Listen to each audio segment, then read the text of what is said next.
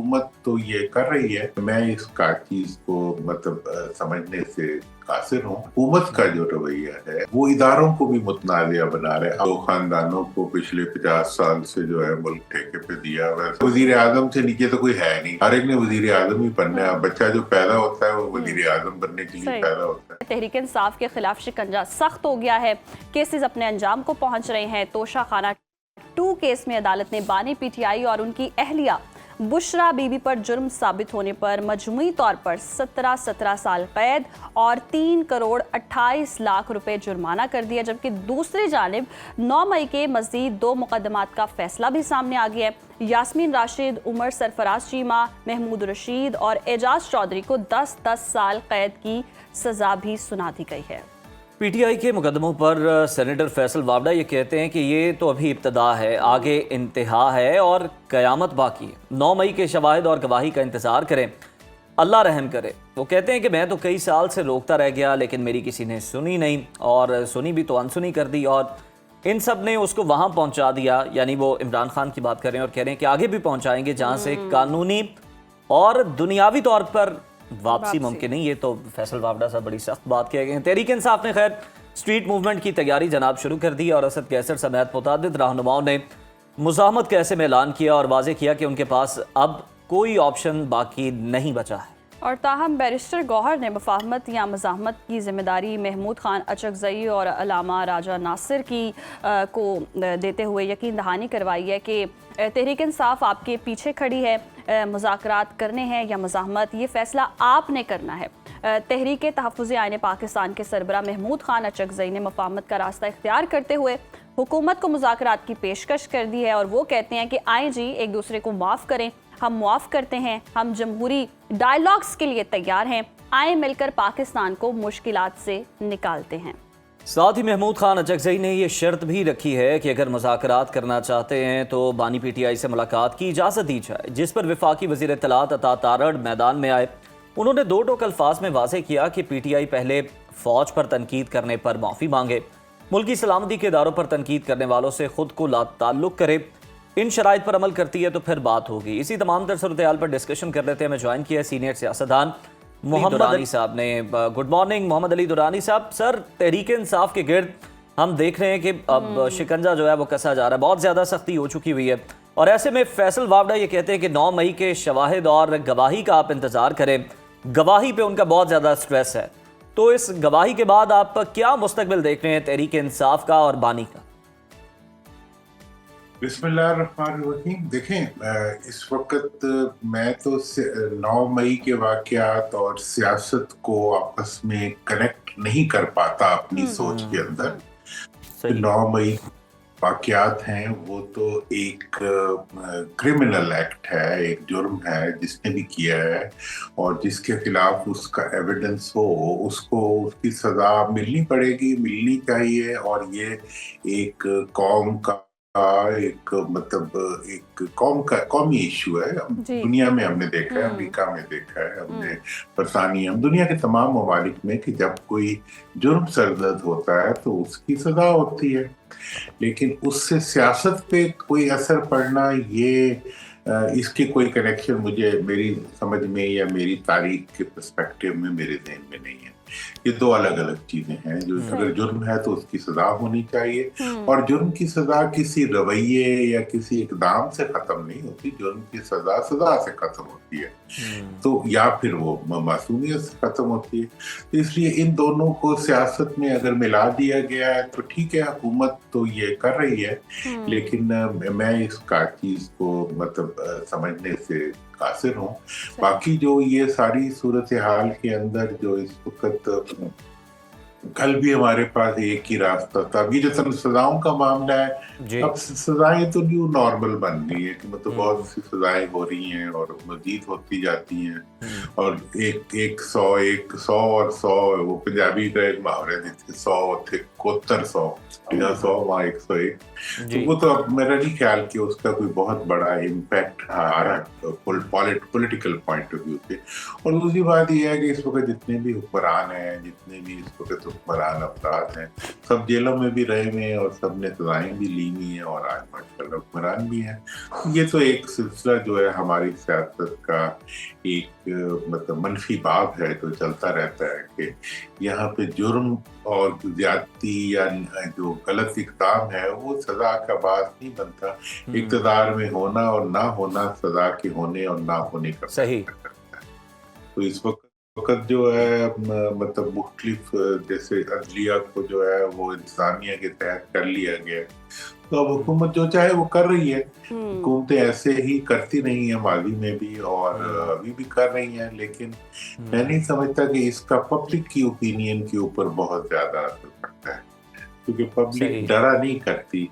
Public ज़हन साजी अपनी कर ले अगर तो फिर वहीं खड़ी रहा करती। और हमने किसी को जिसे कहते हैं ना हुकूमती जबर से या हुकूमती सजाओं से हमने किसी पॉलिटिकल एंटिटी को ख़त्म होते हुए नहीं देखा और हुकूमत में होने से किसी एंटिटी को बहुत पॉपुलर होते नहीं देखा। पॉपुलर तो आप हुकूमत को उसके इक़दामात बनाते हैं आवाम के लिए, उसकी जो पॉजिटिव पॉलिसीज़ होती हैं, मईशत की पॉलिसीज़ होती हैं, इंसाफ की, गवर्नेंस की पॉलिसीज़ जो होती हैं वो बनाती हैं। और इसी तरीके से जब ये नहीं होती तो हुकूमतें पॉपुलर नहीं होती। तो आज की दिन में तो दुरानी साहब इसी पॉपुलैरिटी के बिना पर अब तहरीक इंसाफ ने स्ट्रीट मूवमेंट की तैयारी शुरू कर दी है और इस हवाले से हम देख रहे हैं कि बड़ी तैयारी असद कैसर जो है वो मुतादिद रहनुमा जो है वो इस चीज़ की मज़ाहमत का ऐलान भी कर रहे हैं। तो क्या एहतजाज से तहरीक इंसाफ बानी पीटीआई को रिहा करवा पाएगी? देखिए, एहतजाज जो है अभी तक पीटीआई का एक ही इशू है कि उनका जो सियासत है या जो उनका सियासी जद्दोजहद का ट्रेनिंग है या जद्दोजहद का परसेप्शंस जो हैं वो उनके इतने क्लियर नहीं है। दूसरी तरफ उनके मुकाबले में हुकूमत है जो बहुत क्लियर है इस चीज़ के ऊपर कि उन्होंने किसी किस्म की सियासी रिकन्सिलिएशन नहीं करनी। हुकूमत किसी भी सूरत में अपोजिशन के साथ सियासी रिकन्सिलिएशन नहीं करना चाहती और उन्होंने एक एंकर डाल दिया है बीच में, एक वो लगा दिया है जिसे कहते हैं ना कि बेंचमार्क लगा दिया है, एक निशान लगा दिया है कि जनाब हमने जो है ये नहीं करनी रिकन्सिलिएशन और इसके लिए इस्तेमाल हमने मुल्की इदारों का करना है, उनकी इज्जत को करना है, उनके मामलात को करना है। तो ये एक ऐसा है जिसमें कि दोहरा नुकसान हमारा हो रहा है। हमारा मुल्क का एक तो जो सियासी टकराव है वो मुल्क के अंदर एक शिद्दत पैदा कर रहा है और एट द सेम टाइम जो रवैये हैं, हुकूमत का जो रवैया है वो इदारों को भी मुतनाज़िया बना रहे। अवाम और इदारों के दरमियान फासला पैदा करना, ऑपोजिशन और बिल्कुल दुरानी साहब आप सही निशानदही कर रहे हैं कि अपने इक़्तिदार को दवाम बख्शने के लिए, अपने फ़ायदे के लिए फिर इदारों का भी ख्याल नहीं रखा जाता, उन्हें भी इस्तेमाल किया जाता है। मोहम्मद अली दुरानी साहब अगर हम देखें तो जो कोशिश हो रही है कि कोई मामलात को बेहतर किया जाए, तहरीके तहफ़्फ़ुज़ आईन पाकिस्तान जो है वो कोई मुफाहमत का रास्ता निकालना चाह रही है, डायलॉग के हवाले से कोशिश कर रही है, लेकिन हुकूमत ये कह रही है कि जनाब तहरीके इंसाफ जो है वो इन लोगों के कंधों पर रखकर बंदूक चला रही है। महमूद खान अचकज़ई फैसला करें कि मुज़ाहमत करनी है या मुफाहमत, ये हुकूमत का मौक़िफ़ है, तो क्या आपको लगता है कि महमूद खान अचकज़ई मुज़ाहमत के लिए कोई पीटीआई के साथ इस तरह से चलेंगे और जैसे हुकूमत के मुताबिक है कि क्या वो वाकई कंधा दे रहे हैं तहरीक इंसाफ को?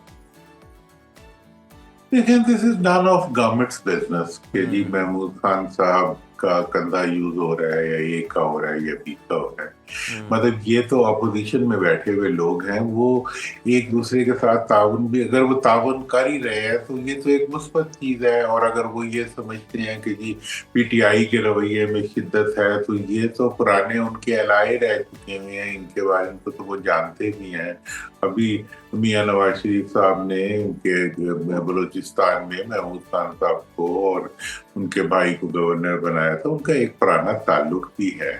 तो लिहाजा इस लिहाज से हुकूमत को तो इसमें कंफर्टेबल होना चाहिए। लेकिन मैं ये बता रहा हूँ ना कि हुकूमत किसी तरह से भी किसी पॉजिटिव डेवलपमेंट की तरफ जाने का इंटेंट नहीं रखती। इस वजह से वो कहते हैं आटा गूंथती हिलती क्यों, तो मतलब ये है कि ये वाली तुम्हारा तो इससे कोई मतलब नहीं कि किसके कौन कर रहा है भाई, वो तो चलो मफावत की बात कर रहे हैं तो अच्छी बात। पता चले आपने पीटीआई पे इल्जाम लगा दिया कि जी वो इदारा ये करते हैं, तो इनका तो कोई शिकायत नहीं है, तो चलो इनसे बात की। तो बातचीत करने में हुकूमत का निनामे का उनको घाटा नजर आता है। उन्हें पता है कि अगर वो बातचीत शुरू करेंगे तो फिर उनका जो अख्तियार है वही खत्म हो जाएगा या वो कमजोर हो जाएगा या उसके बारे में जो जितनी। लेकिन दुरानी साहब अगर इम्कानात भी देखें और जिस तरह की सिचुएशन हम देख रहे हैं, महमूद खान अचकज़ई ने सियासी क़यादत खुसूसन नवाज शरीफ और फजलुर रहमान और दीगर को मुखातिब करते हुए कहा है कि आए मिलकर हम एक दूसरे को मुआफ़ करें और मुल्क को आगे लेकर चलें। तो क्या आइंदा दिनों में सीनियर सियासतदान नवाज शरीफ या मौलाना सियासी मफाहमत के लिए कोई किरदार अदा करते हुए नजर आ सकते हैं? जी मेरी तो नज़र में ये बात मतलब पहले दिन से ही मैं तो इसी चीज़ का कायल हूँ कि इस वक्त जो क़यादत है उसको मफाहमत का रोल अदा करना चाहिए। मज़ाहमत के लिए उनके पास एक जगह है जहां उन्हें करनी चाहिए, वो पब्लिक की मिजरी है, पब्लिक के लिए इश्यूज हैं, वो जो महंगाई है, जो बैड गवर्नेंस है, वो तमाम इश्यूज जिनकी वजह से अवाम मुश्किल में है। देखिए इसको अब सोलर आया तो सोलर खत्म, बिजली की कीमतें मजीद बढ़ गई, आपका मतलब आटे से लेके पूरी की पूरी जो आपका एग्रीकल्चर सेक्टर है वो खत्म होके रह गया, एक्सपोर्ट्स बढ़ने नहीं, सिर्फ मुल्क में एक कारोबार हो रहा है जो कि कर्जों का कारोबार है कि आप कर्जे ले रहे हैं, बड़े अपने हमारे दोस्त मुल्क तक हमारे कर्जों को रोल ओवर करने से रिलक्टेंट हो रहे हैं। मतलब ये है कि हमारे जो मुआशी इश्यूज है जिसके ऊपर के एक दबीज पर्दा डाल दिया जाता है प्रोपेगेंडे का और इस टकराव का कि जी आपस में हम ये मतलब सियासी जो बिक्री है, मतलब सियासी पुतली तमाशा। दुरानी साहब सर कता कलामी की माजरत, ये जो आपने वर्ड यूज़ किया सियासी मिमिक्री से याद आया, आप तो मतलब सियासत की जितनी राहदारियां उनसे बाखूबी वाकिफ़ हैं आप, कोने खदरों से भी। सर ये बताइएगा कि ये जो फवाद चौधरी साहब एक्टिव हुए हैं, महमूद मौलवी साहब एक्टिव हुए हैं और भी शख्सियात हैं जो जा रहे हैं कोट लखपत में मुलाकातें कर रहे हैं, वाकई सारे स्टेक होल्डर्स की मर्जी और मंशा इसमें शामिल है? ये वाकई कोई बातचीत हो रही है संजीदा या फिर अटेंशन डाइवर्ट की जा रही है? देखिए इनकी जो महमूद मौलवी साहब की या फवाद चौधरी साहब की जो इक़दाम है, देखिए वो कर क्या रहे हैं, वो एक रास्ता बता रहे हैं कि जी इसके इस तरीके से जो है आपस में रिकंसिलिएशन।